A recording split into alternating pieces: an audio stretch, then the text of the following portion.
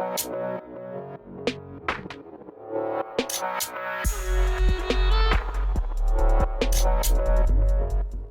guys, welcome to the channel. This is Paper Roll. In today's video I want to talk about all the changes that came with the biggest batch for Guild Wars 2 Secrets of the Obscure, the February 27 batch. It was quite big and it changed a lot in the game. It was quite amazing. So for a start, I want to talk about one of the best moments I had in the game, and well, not that great also, which is the Legendary Relic.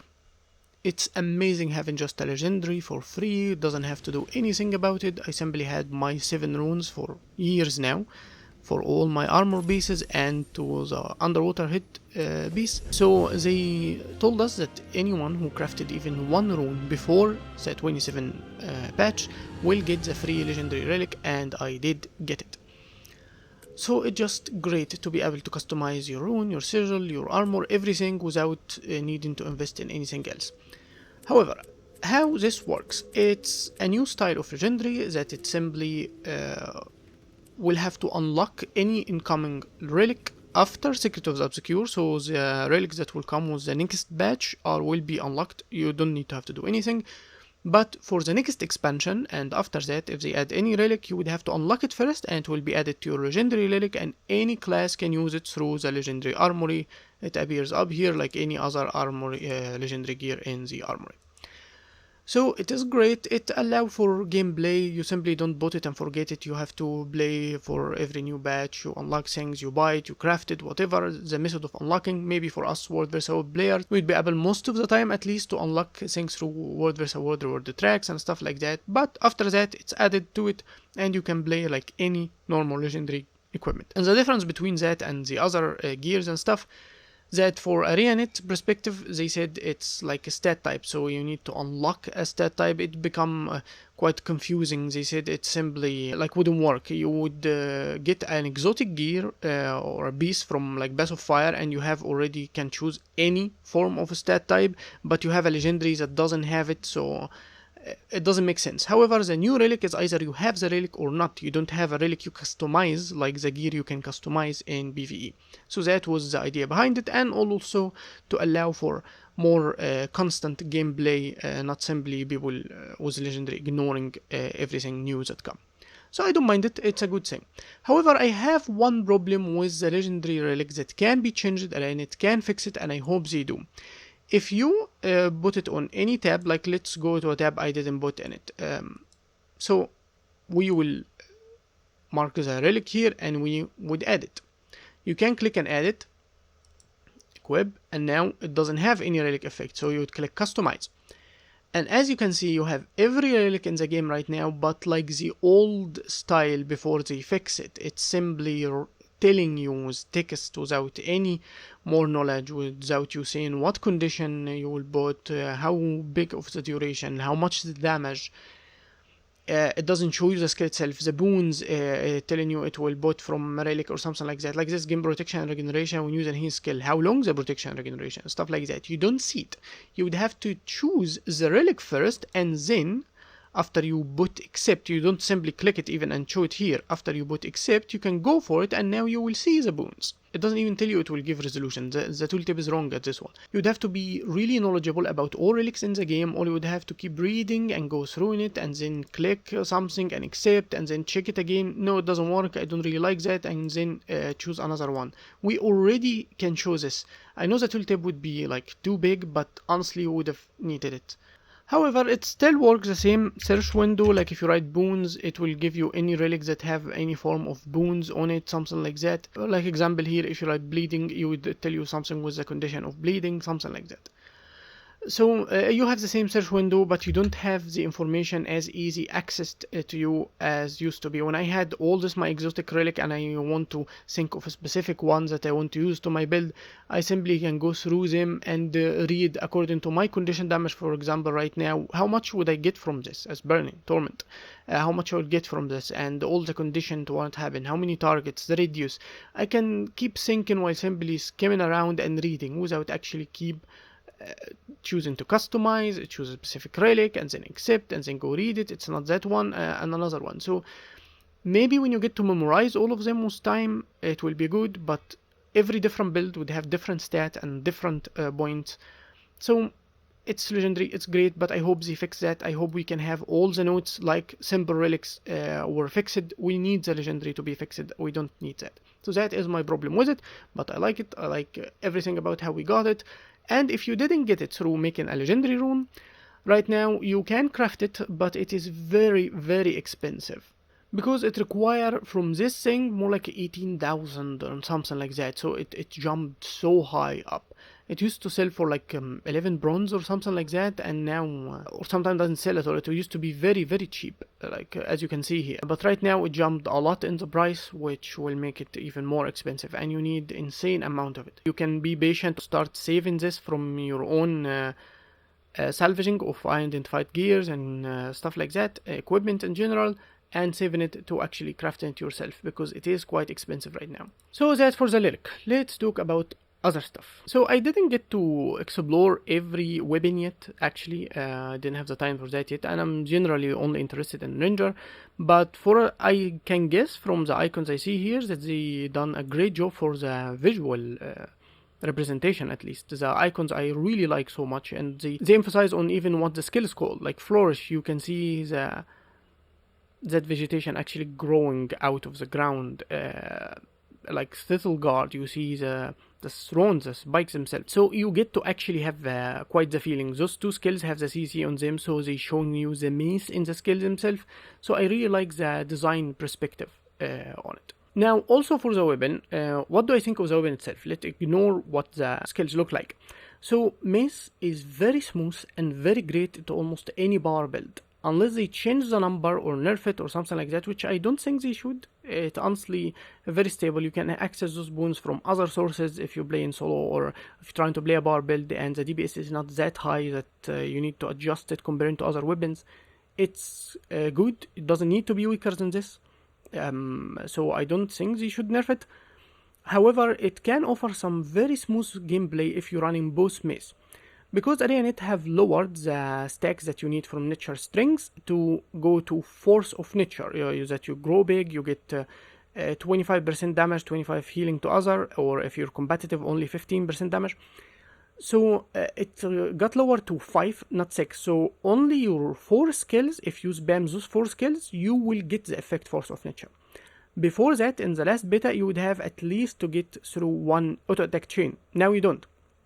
So let's say you're running on the other weapon like Axe Warhorn or something like that, you hit your skills, and once you switch to the Mace, you can go land all those 4 skills just like that, and you will immediately grow bigger, and you can hit them again. So you get double the effect. You can get double the barrier, the condition cleanse, you get double the CC, you get double the healing with regeneration. Just go right through them, and you have enough time to land all of them.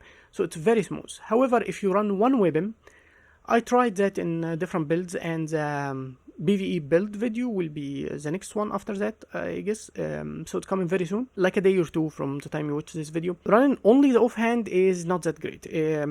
You need an entire reset of the weapon, so simply running landing skill 5 and skill 4. This one will give you 2 stacks, any other skill give you only 1, so you will get 3 stacks from this. And the next reset, since this skill will come off cooldown first, but it won't actually give you the 5. So let's say you got 2, 3, and then 4, you still need 1, so you still need to land this. And if you gain 2, 3, and then this one, it's 5, but you already had this off cooldown, so you could have landed it anyway. So you would have to go full cooldown again in order to land them. And after that, you would be either be landing other skills or still stuck in the weapon. I didn't enjoy it. If you run the only main hand, like in support build, like for Druid support or something like that, it's very smooth. You only focus on the boons, and the auto attack itself will give you the effect with time. So it felt smooth and nice to play with it, unlike the offhand only. I didn't enjoy the offhand, honestly. And it only about some damage, self-sustain, stuff like that. So it didn't really offer this idea of support also in general. And it competing with, depending on your build, it's either competing with Warhorn, it's competing with Axe, if your condition is competing with Torch, and that get me also to the point of condition. Both main or offhand cannot be run in any condition related build. Whether it's hybrid, whether it's full condition, it's not worth it. The damage is very low. The entire mechanic is not worth it at all in any condition build. And there is also another note I want to talk about, which is, as you can see here, it's 25 and 20-second cooldown. And if we go to the survival trait, as you can see, ambidexterity does not lower the cooldown of mace skills. It only gives you extra condition damage if you run one. So I'm on double mace now, and my condition damage is 0, and if I run it I would have 120, but with mace I should have also another 120 and it worked correctly. I'm not sure if I used to read it wrong or something. I thought it would lower the recharge of mace too, but honestly it doesn't. So that's also worth noting. But for power builds, it's very smooth. It's probably one of the best, if not the best set that give you both survivability and damage that you can run with. Double mace, you would get your regeneration, protection, your healing, and you can heal your bit that's supposed to tank for you. Through this skill, the healing amount to bit is higher than to yourself if you are on Soulbeast. You give yourself this effect, as you can see. So you can constantly heal your bit, you can constantly gain healing from this one. Also have access to condition removal, barrier, and stability on demand. It's very short and I guess unreliable. It should have been way longer than this, at least in PvE. There is no need for it to be 1 second in PvE. So this is something I didn't like. And something also not that great, the days happen in the end of this skill, and I think it should, because if it was at the start and you like landed a stun and then you want to burst someone with this skill, the daze will remove the stun, so the enemy now can dodge and move, so that's obviously very bad. But in PvE that create a downtime between multiple CC landing to break a defiance bar. So in PvE it had a downside, I guess, but in competitive mode obviously this is a smart thing to have. And this skill, in case you didn't know, the healing happened twice. So it give an initial damage and then a delayed like an explosion. And this healing happened on the first damage and the second damage. So it healed twice.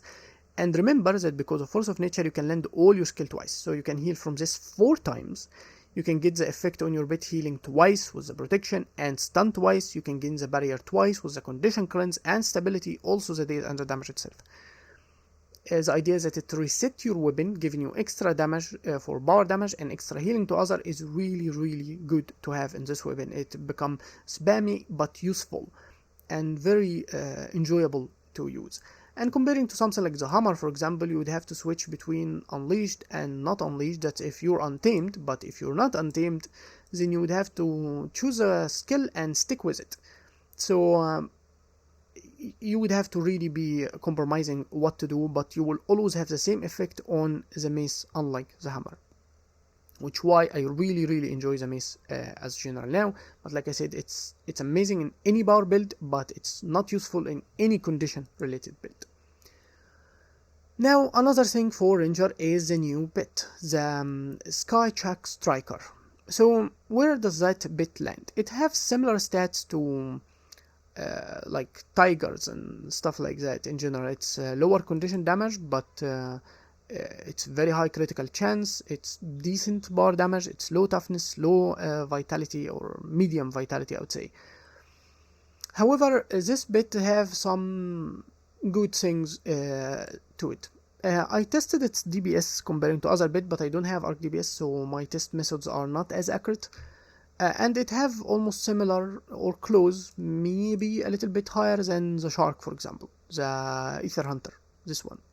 The advantage of this bit, for a start, it have a CC, group CC with this daze and a lighting field, so you can combo with it and stuff like that. And it also have another group attack that can cleave target with vulnerability, and also another cascading attack that go through the ground, like to hit everything around in front of it like that, up to 5 targets, and add cripple. The first advantage that even so all the skills are ranged 100, 1200 and 900. None of them are projectile. They will go through anything, which is very good for, well, in general good for PvE, but it's obviously good for competitive style.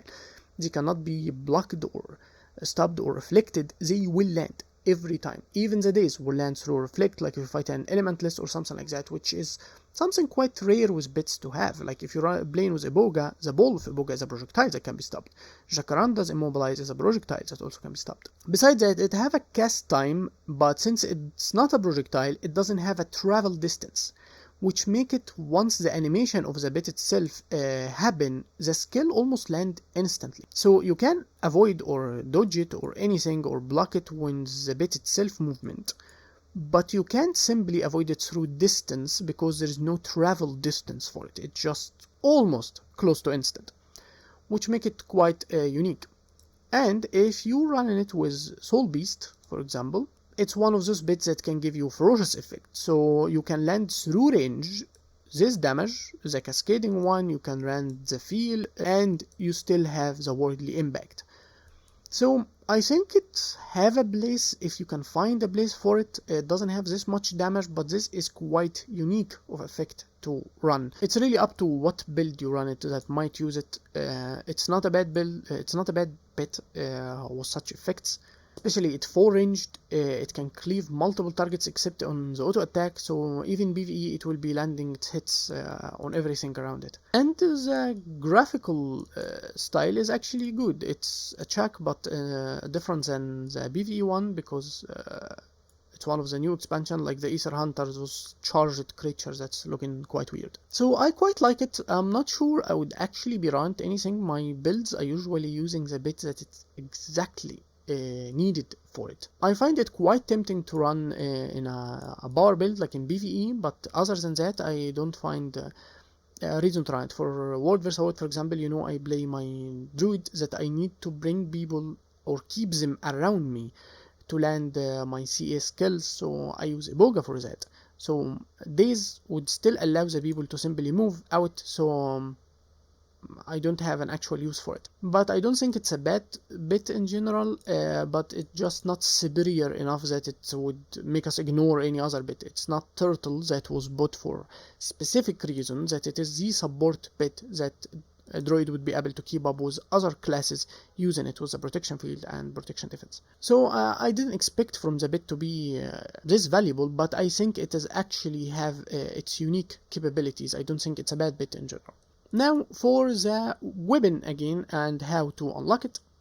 I think many people have talked about this already. You either do it from the story and find this artifact or whatever in a story chapter, or you go to this merchant and you would find it in this tab, 5 things that you would buy for 100 Jade Heroics each for a total of 500, which what I did obviously.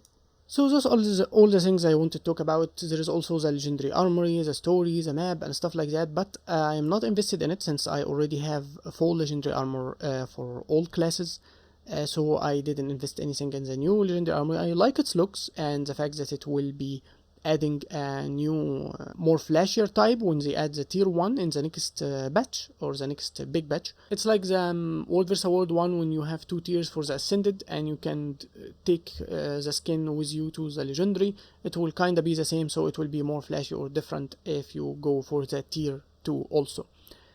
But I really like its look. I like the simplicity and the accuracy in it. It's not simply flashy, so I think it's quite good skin if you wanna do it for that. If you ask me, I would say maybe the raid ones, the most animation stuff can be the top tier, and this one and BVB are almost close, if not this one is even better, and the ugliest is the World vs. World one in my opinion. So it's up to you what you want to do with that. So this is it for the video, and probably next video might be the PvE build for my Power Ranger with the double mace style. It's gonna be a really crazy build, so watch out for that, and I'll be seeing you next time. Peace.